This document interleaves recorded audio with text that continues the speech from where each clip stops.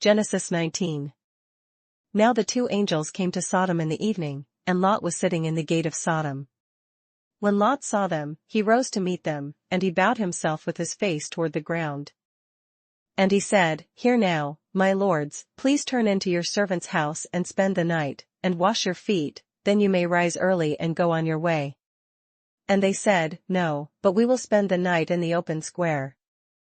But he insisted strongly, so they turned into him and entered his house. Then he made them a feast, and baked unleavened bread, and they ate. Now before they lay down, the men of the city, the men of Sodom, both old and young, all the people from every quarter, surrounded the house. And they called to Lot and said to him, Where are the men who came to you tonight? Bring them out to us that we may know them carnally. So Lot went out to them through the doorway, shut the door behind him, and said, Please, my brethren, do not do so wickedly. See now, I have 2 daughters who have not known a man. Please, let me bring them out to you, and you may do to them as you wish, only do nothing to these men, since this is the reason they have come under the shadow of my roof. And they said, Stand back. Then they said, This one came in to stay here, and he keeps acting as a judge, now we will deal worse with you than with them. So they pressed hard against the man Lot, and came near to break down the door. But the men reached out their hands and pulled Lot into the house with them, and shut the door. And they struck the men who were at the doorway of the house with blindness, both small and great, so that they became weary trying to find the door. Then the men said to Lot, Have you anyone else here? Son-in-law, your sons, your daughters, and whomever you have in the city, take them out of this place. For we will destroy this place, because the outcry against them has grown great before the face of the Lord, and the Lord has sent us to destroy it. So Lot went out and spoke to his sons-in-law, who had married his daughters, and said, Get up, get out of this place, for the Lord will destroy this city. But to his sons-in-law he seemed to be joking. When the morning dawned, the angels urged Lot to hurry, saying, Arise, take your wife and your 2 daughters who are here, lest you be consumed in the punishment of the city.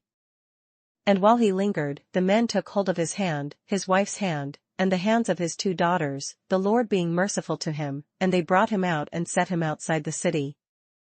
So it came to pass, when they had brought them outside, that he said, Escape for your life. Do not look behind you nor stay anywhere in the plain.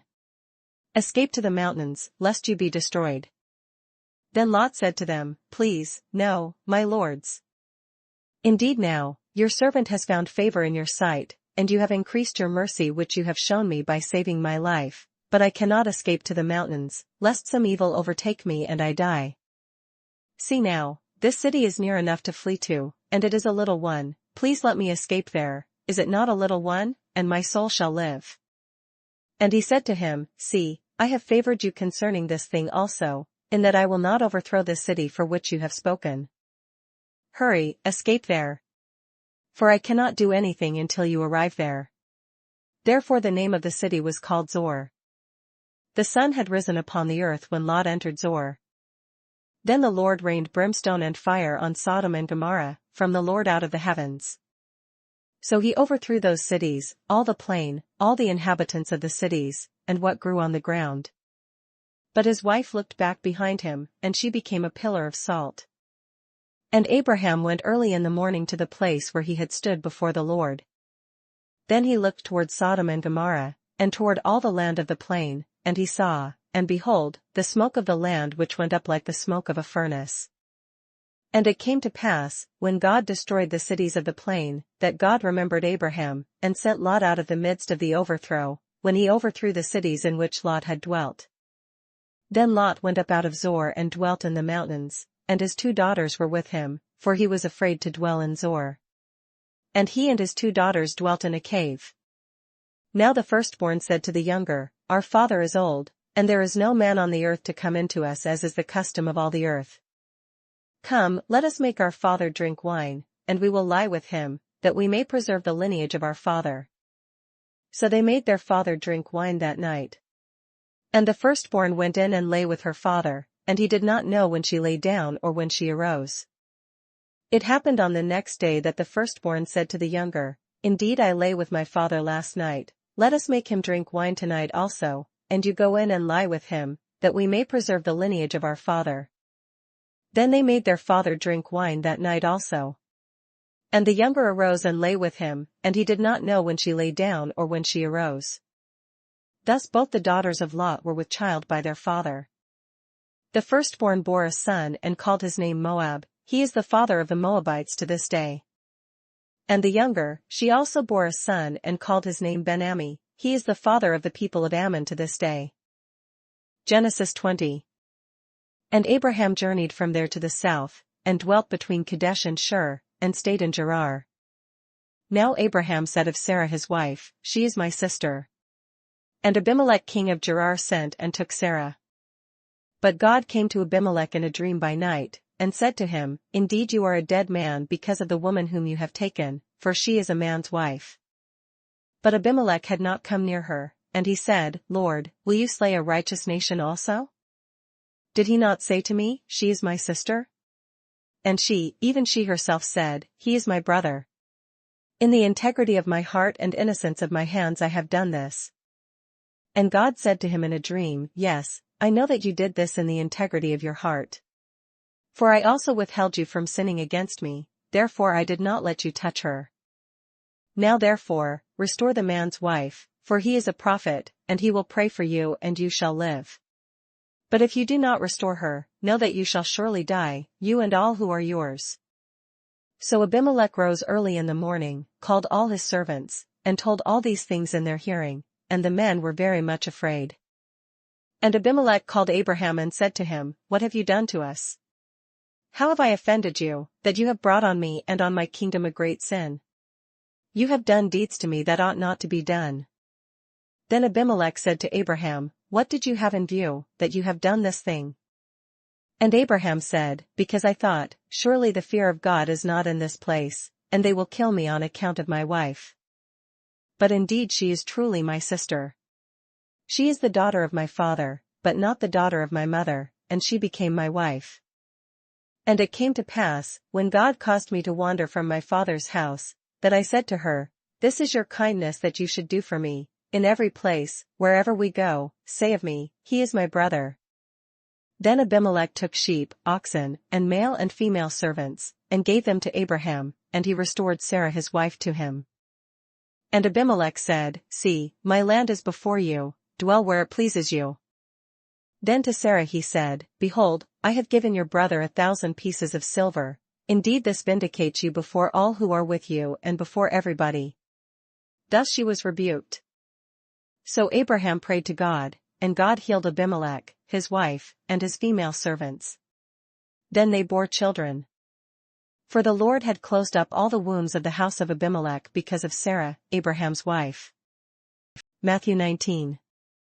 Now it came to pass, when Jesus had finished these sayings, that he departed from Galilee and came to the region of Judea beyond the Jordan.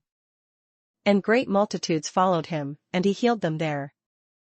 The Pharisees also came to him, testing him, and saying to him, "Is it lawful for a man to divorce his wife for just any reason?" And he answered and said to them, "Have you not read that he who made them at the beginning made them male and female? And said, 'For this reason a man shall leave his father and mother and be joined to his wife, and the two shall become one flesh?' So then, they are no longer two but one flesh. Therefore what God has joined together, let not man separate." They said to him, "Why then did Moses command to give a certificate of divorce, and to put her away?" He said to them, "Moses, because of the hardness of your hearts, permitted you to divorce your wives, but from the beginning it was not so. And I say to you, whoever divorces his wife, except for sexual immorality, and marries another, commits adultery, and whoever marries her who is divorced commits adultery." His disciples said to him, "If such is the case of the man with his wife, it is better not to marry." But he said to them, "All cannot accept this saying, but only those to whom it has been given. For there are eunuchs who were born thus from their mother's womb, and there are eunuchs who were made eunuchs by men, and there are eunuchs who have made themselves eunuchs for the kingdom of heaven's sake. He who is able to accept it, let him accept it." Then little children were brought to him that he might put his hands on them and pray, but the disciples rebuked them. But Jesus said, "Let the little children come to me, and do not forbid them, for of such is the kingdom of heaven. And he laid his hands on them and departed from there. Now behold, one came and said to him, Good teacher, what good thing shall I do that I may have eternal life? So he said to him, Why do you call me good? No one is good but one, that is, God. But if you want to enter into life, keep the commandments. He said to him, Which ones? Jesus said, You shall not murder, you shall not commit adultery, you shall not steal, you shall not bear false witness. Honor your father and your mother, and, you shall love your neighbor as yourself. The young man said to him, All these things I have kept from my youth. What do I still lack? Jesus said to him, If you want to be perfect, go, sell what you have and give to the poor, and you will have treasure in heaven, and come, follow me. But when the young man heard that saying, he went away sorrowful, for he had great possessions. Then Jesus said to his disciples, Assuredly, I say to you that it is hard for a rich man to enter the kingdom of heaven. And again I say to you, it is easier for a camel to go through the eye of a needle than for a rich man to enter the kingdom of God. When his disciples heard it, they were greatly astonished, saying, Who then can be saved? But Jesus looked at them and said to them, With men this is impossible, but with God all things are possible. Then Peter answered and said to him, See, we have left all and followed you. Therefore what shall we have? So Jesus said to them, Assuredly I say to you, that in the regeneration, when the Son of Man sits on the throne of his glory, you who have followed me will also sit on 12 thrones, judging the 12 tribes of Israel. And everyone who has left houses or brothers or sisters or father or mother or wife or children or lands, for my name's sake, shall receive 100-fold, and inherit eternal life. But many who are first will be last, and the last first. Matthew 20. For the kingdom of heaven is like a landowner who went out early in the morning to hire laborers for his vineyard. Now when he had agreed with the laborers for a denarius a day, he sent them into his vineyard. And he went out about the 3rd hour and saw others standing idle in the marketplace. And said to them, You also go into the vineyard, and whatever is right I will give you. So they went. Again he went out about the 6th and the 9th hour, and did likewise. And about the 11th hour he went out and found others standing idle, and said to them, Why have you been standing here idle all day? They said to him, Because no one hired us. He said to them, You also go into the vineyard, and whatever is right you will receive. So when evening had come, the owner of the vineyard said to his steward, Call the laborers and give them their wages, beginning with the last to the first. And when those came who were hired about the 11th hour, they each received a denarius. But when the first came, they supposed that they would receive more, and they likewise received each a denarius. And when they had received it, they complained against the landowner, saying, These last men have worked only 1 hour, and you made them equal to us who have borne the burden and the heat of the day. But he answered one of them and said, Friend, I am doing you no wrong. Did you not agree with me for a denarius? Take what is yours and go your way. I wish to give to this last man the same as to you. Is it not lawful for me to do what I wish with my own things? Or is your eye evil because I am good? So the last will be first, and the first last. For many are called, but few chosen. Now Jesus, going up to Jerusalem, took the 12 disciples aside on the road and said to them, Behold, we are going up to Jerusalem, and the Son of Man will be betrayed to the chief priests and to the scribes, and they will condemn him to death, and deliver him to the Gentiles to mock and to scourge and to crucify. And the 3rd day he will rise again.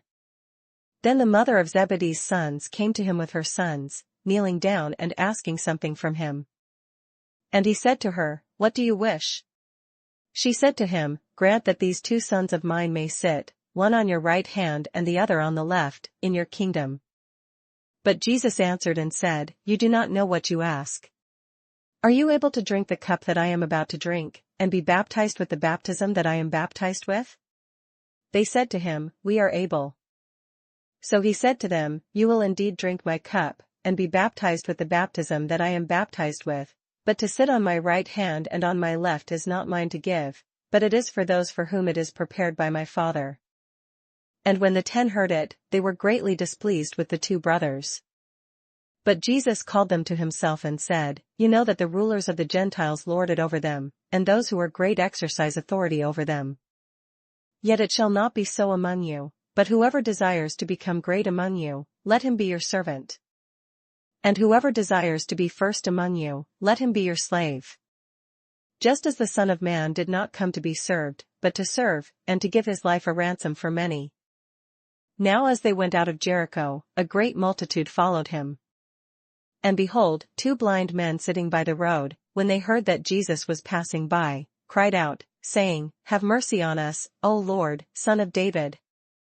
Then the multitude warned them that they should be quiet, but they cried out all the more, saying, Have mercy on us, O Lord, Son of David. So Jesus stood still and called them, and said, What do you want me to do for you? They said to him, Lord, that our eyes may be opened. So Jesus had compassion and touched their eyes. And immediately their eyes received sight, and they followed him. Psalms 10. Why do you stand afar off, O Lord? Why do you hide in times of trouble? The wicked in his pride persecutes the poor, let them be caught in the plots which they have devised. For the wicked boasts of his heart's desire, he blesses the greedy and renounces the Lord.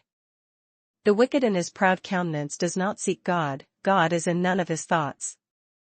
His ways are always prospering, your judgments are far above, out of his sight. As for all his enemies, he sneers at them. He has said in his heart, I shall not be moved, I shall never be in adversity. His mouth is full of cursing and deceit and oppression, under his tongue is trouble and iniquity.